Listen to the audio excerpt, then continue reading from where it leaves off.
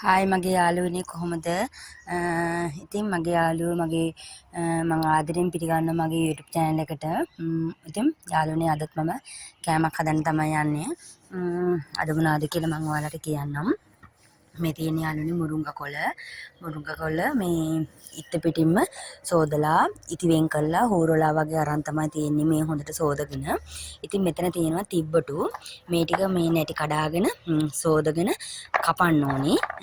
ඉතින් මම හදන්න යන්නේ තිබ්බටු දාලා මුරුංගා කොළත් දාලා මැල්ලුමක් මලව ගන්න තමයි මේක යන්නේ. මම හදන විදිය ඔයගොල්ලන්ට පෙන්නන්නම් කොහොමද මේක හදාගන්නේ මුරුංගා කොළයි තිබ්බටුයි දාලා කියලා.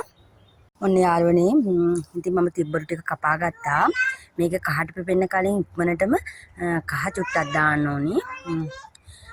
කහ චුට්ටක් මෙහෙම දාලා ලුණු චුට්ටකුත් මේ වගේ දාලා වතුර පොඩ්ඩක් දාලා අපි පොඩ්ඩක් මේක මේ ලිපේ තියා ගන්නවා. මෙන්න මේ වගේ වතුර චුට්ටක් දාන්නේ මේක තැම්මෙගෙන්න. මොකද අර මුරුංගා කොළත් එක්ක දානකොට මුරුංගා කොළ මේ දාන්නේ ඉස්සෙල් පස්සේ මේක තැම්බුණාට පස්සේනේ. ඒ නිසා අපි මේක වතුර චුට්ටක් මෙන්න මේ වගේ වතුර චුට්ටක් දාලා මේක මෙන්න මේ වගේ ලිපෙන් තියා ගන්නවා. ටික ඕක තැම්බෙන්න ඕනේ. මේක පොඩ්ඩක් තැම්බුනම තමයි අපි හදාගන්නේ මලව ගන්නේ කොහොමද කියලා බලමු මුරුංගා කොළත් එක්ක තිබ්බටු දාලා. ඉතින් ඕගොල්ලත් හදලා බලන්න. ඇත්තටම හොඳ ගුණ කෑමක් මුරුංගා කොළ කියන්නේ. ඉතින් අපේ කියන්නේ හැමෝගෙම වතු වෙලා ඇති මේ වගේ මුරුංගා ගස්. ඉතින් මේ වගේ කොළ ටිකක් හොඳට සුද්ධ කරගෙන තිබ්බටුත් ඇති සමහර මේ ගෙවල් වල වතු වෙලා ඉතින් කඩලා මේ හදාගන්න. ඉතින් හරිම හොඳ මුරුංගා කියන්නේ කොච්චර හොඳ ප්‍රෝටීන් දෙයක්ද. මොකද අපි කෙසල් ගෙඩි කනවා, කිරි කනවා, බිත්තර කනවා. ඒ වගේම ගුණයක් දෙගුණ කරලා මේ මුරුංගා කොළවල තියෙනවා. ඉතින් හොඳයි මේක අත්අරින්න එපා. මේ වීඩියෝ එක බලලා හරි හදලා නැති කෙනෙක් ඉන්නවනම්, කාලේ නැති කෙනෙක් ඉන්නවනම් මෙන්න මේ විදිහට හදලා බලන්න. මං හදන විදිහට කාලා බලන්න. ඕගොල්ලත් ඒ විදිහට හදලා හරිම රසයි හරිම ගුණයි. ඒ වගේම පොඩි ළමයිට දෙන්නත් හොඳයි. මමත් අද අපේ බබාටත් වෙනම මුරුංගා කොළ ටිකක් දාලා මේ විදිහටම බබාටත් මේ හදලා දෙනවා.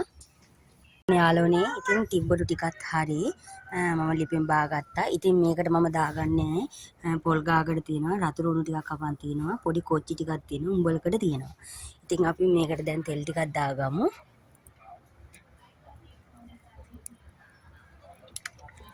මෙන්න මේ විදිහේ තෙල් ටිකක් දාගමු.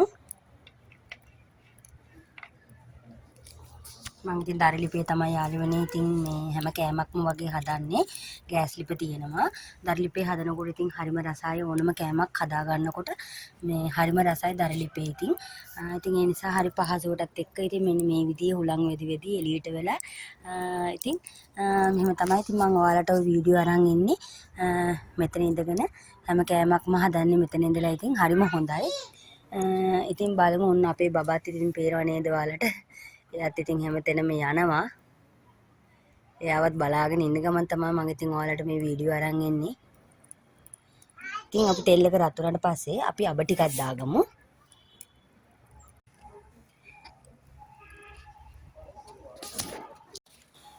ඔන්න යාළුවනේ දැන් අබ ඇට ටිකක් මෙන්න මේ විදිහට දාගමු. අබ ඇට ටිකක් පුපුරා ගත්තට පස්සේ අපි දාගමු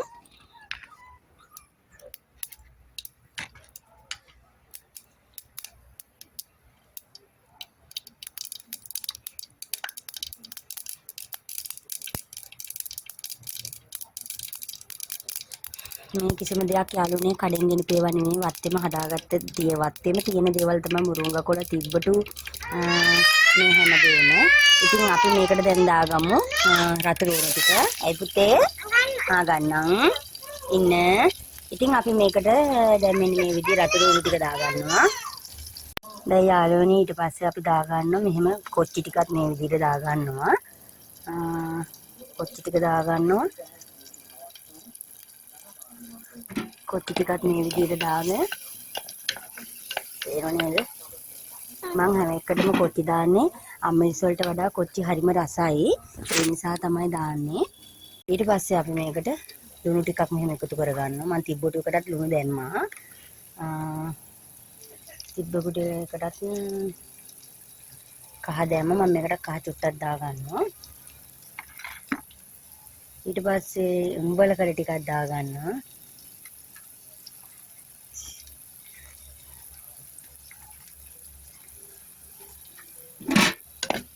මේ විදිහට කවලම් කරගෙන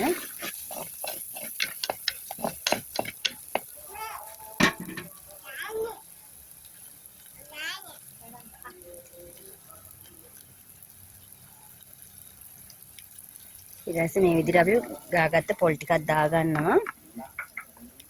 පොල් ටිකත් මෙහෙම දාගෙන පොල් ටික ටිකක් මලව ගන්න ඕනේ.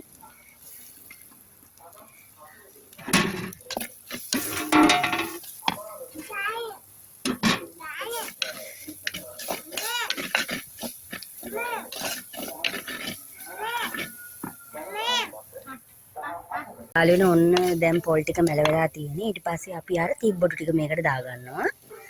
ඉතින් යාළුවනේ මම තව දෙයක් ඔයාලට කියන්නම්. මම මේකට දැන් මේ උඹලකටනේ ඕගලන්ට කූනිසු දාන්න පුළුවන්, හාල්මැස්ස දාගන්න පුළුවන්, කැමති දෙයක් මේකට දාගන්න පුළුවන්. ඉතින් මට මේ දෙකම අද මේ තිබ්බේ නැහැ, කූනිසු නැහැ, හාල්මැස්සුත් ගෙදර නැහැ, ඉවර වෙලා තිබ්බේ. ඉතින් ඒ නිසා තමයි මම මේකට එකතු කරගත්තේ උඹලකට.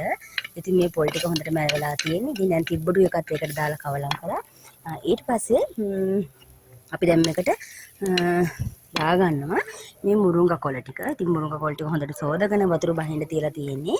ඉතින් මේ ඔයාලට පේනවනේ අඩු ගින්දරේ තමයි, ගොඩක් දර දාගෙන නැහැ. මොකද දැන් කට්ටිය රත් වෙලා තියෙන නිසා තමයි මුරුංගා කොළ ටික දාගන්නේ. මොකද වැඩි තම්බ ගන්නෑ, කොළ පාටට එන්න තමයි ගන්නෙ.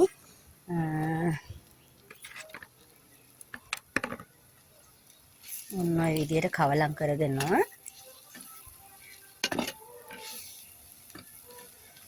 හොඳට කවලම් කරගමු. ඉතින් ඔන්න යාළුවනේ මම ලිපෙන් අයින් කරගත්තා. වැඩි වෙලා ඉතින් මේක තියන්නේ නැහැ. ඔයාලට පේනව නේද? දැන් කොළ පාටටම තියෙනවා. ඉතින් ඔන්න යාළුවනේ පේනව නේද?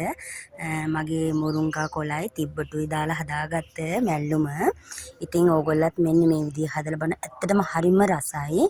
හරිම රසයි. ඒ වගේම හරිම ගුණයි. ඉතින් මේ විදිහට ඕගොල්ලෝ මං හදපු නිසා මේ හදපු විදිහටම ඕගොල්ලෝ හදලා බලන්න. තියෙන අය දාන්න හාල්මැස්සෝ හරි කෝනිස්සෝ හරි කිසිම වෙනසක් වෙන්නේ නැහැ. මං දැන් මේ උඹලකඩ.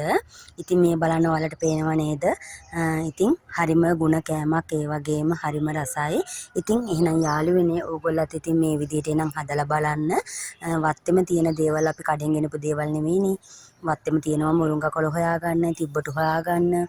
ඉතින් ඒ නිසා ඕගොල්ලන්ට ලොකු වියදමක් යන්නේ මේ විදිහේ මැල්ලුමක් මලවගෙන පොඩි ළමයිට උනත් දෙන්න හොඳයි. දෙකම ගුණයි මේ දෙකම. එහෙනම් යාළුවනේ තවත් දවසක මම වීඩියෝ එකක් අරගෙන එන්නම්. ඉතින් මට කමෙන්ට් එකක් දාන්න. ඕගොල්ලත් හදලා බලලා මට කමෙන්ට් එකක් දාන්න. ඕගොල්ලෝ හදන විදිහත් මට කමෙන්ට් එකක් දාන්න. එහෙනම් ඉතින් මට මාව ෆලෝ කරන්න. ඉතින් මම ඕගොල්ලන්ට හැමදාම මේ වගේ වීඩියෝ අරන් එනවා. එහෙනම් තවත් දවසක මම මේ රස වීඩියෝ එකක් අරගෙන එන්නම් කෑම හදන. එහෙනම් ඕගොල්ලෝ හැමෝටම බුදු සරණයි. ජේසු පිහිටයි.